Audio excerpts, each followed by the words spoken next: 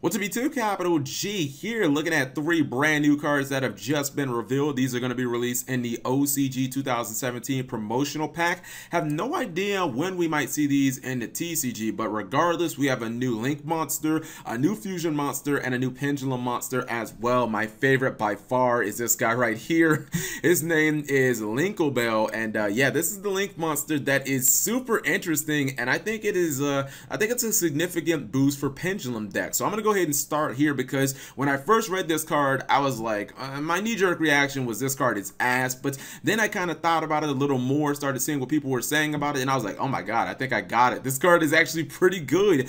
So Linklebell, it's a Link 2 monster, 1500 attack, Earth Fairy. The cursors or the link points are bottom left and bottom right. It requires just 2 monsters to summon, just, you know, any 2 monsters, but the effect does limit it somewhat. It says cannot be link summoned unless you have 3 or more cards in your extra deck than your opponent does. And at first I was like, oh come on man, this card was looking so good till they added that crappy effect. But I think that that's not really a big deal because I thought of it in a linear sense at first, right?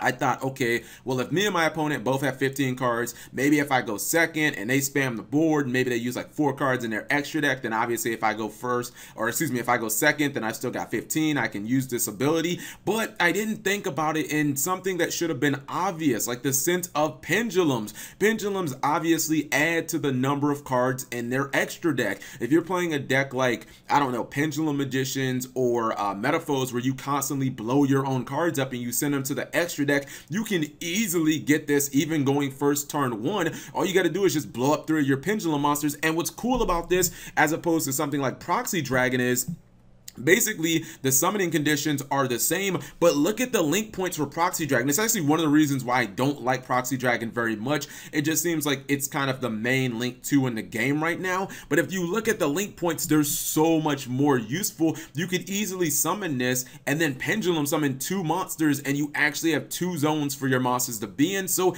in a Pendulum deck, this card is probably going to be, I don't want to say a staple, but it's definitely something that you're going to consider running, because I think that it's just so much better than a card like Proxy Dragon. Maybe not for like Gofu if you're just using it as a, you know, stepping stone to get the decode talker, but if you're actually trying to expand your board, this card just makes a lot more sense than a card like Proxy Dragon. Also, it has better stats, so yeah, and by the way, it's just way cuter and has better artwork as well. Next up is the new Fusion monster, which I think may have actually just power creeped a lot of those cards like Rare Fish and all of those cards that people use for instant fusion level 4 monsters. This is Mud Dragon of the Swamp. It's a level 4 earth, or excuse me, water worm type, 1900 attack and 1600 defense. When I first saw that and I looked at the summoning conditions, this card was looking suspiciously like Norden. I was like, okay, is Konami giving us the Norden replacement, level 4 water monster, you know, kind of like the same stats as Norden.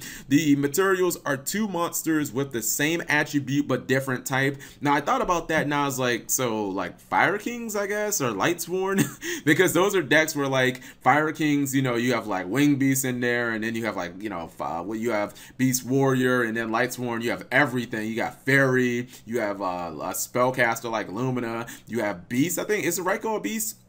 You also have Warriors, so, you know, there's everything basically in Lightsworn. So I don't really think you're actually going to ever use something like Polymerization to summon this card. The first effect says your opponent cannot target this card and monsters on the field with the same attribute as this card with card effects. So that's definitely not bad, giving itself a little protection from targeting. And then the second effect, which amplifies the first effect, says once per turn quick effect, you can declare 1 attribute. This card becomes the declared attribute until the end of the turn. This is very important because let's say that you had a full field of Lightsworn monsters, right, or a full field of Fire King monsters, and you use this from instant fusion. You would be able to activate its ability and you'd be able to turn it into a fire monster or into a light monster, and then your entire field, like all your Lightsworn, all your Fire Kings, they would all get protected from targeting effects, which again, that's very useful if you're just talking about bringing this out from instant fusion. Like, that's pretty damn good, getting possible protection at least for itself, let alone the rest of your monsters from things like Evac or Book of Moon, or just, you know, really annoying cards that nobody wants to deal with. So if nothing else, if you're running instant fusion and you're still using like level 4 monsters, this is probably a better card than you're currently using. So we may have seen a little bit of power creep. Then the last one is probably going to be really quick. This is Fire Opal Head. It's just a it's a normal dinosaur pendulum monster, but a little bit of synergy possibly in decks like Metaphos, because it does have I mean, it is a vanilla and it does have a scale 0. It's 2500 attack, it is 1000 defense, and it's level 6. So at first I thought, well, maybe if a Metaphor player is still running like Summoner's Art, you could probably run this because you can search it from Summoner's Art. I think way back in the day, Pendulum Edition players used to run it as well because they have, you know, obviously there are vanilla Pendulum Edition monsters. If you're running Summoner's Art, maybe you can squeeze this in there because its scale is actually really good.